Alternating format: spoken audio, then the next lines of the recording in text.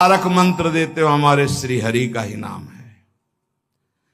जो माथे पे गंगा विराजमान की उस श्री कृष्ण का चरणोदक है और मोक्षाधिपति त्रिभुवन में श्री कृष्ण को कहा गया है, प्यारे श्री कृष्ण के चरणाम भोज का चिंतन करो, उन्हीं के चरणारविंद का आश्रय लो, तुम्हारे हृदय में मोक्ष सुख भी लघु लगने लगेगा।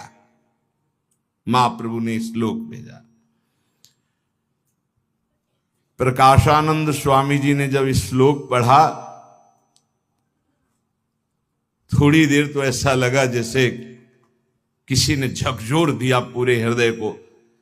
फिर कहा हाँ विद्वान तो हैं ही ना, ऐसा अंदर के भाव को छुपाते हुए बाहर से फिर एक श्लोक लिखा। महाप्रभु का एक नियम था कि जब सामने प्रसाद कह के रख दिया जाता था तो चाहे 25 सब्जी हो, 25 प्रकार का पदार्थ हो, पदार्थ न देखकर प्रसाद भाव से पाते थे।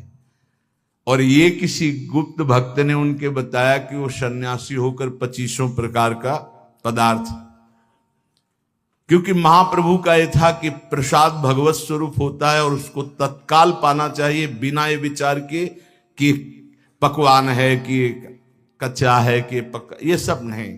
भाई हम तो अमुक अमुक पदार्थ हमें अनुकूल नहीं पड़ता, वहां नहीं, तत्काल थोड़ा थोड़ा सब कुछ प्रसाद है, भगवत स्वरूप।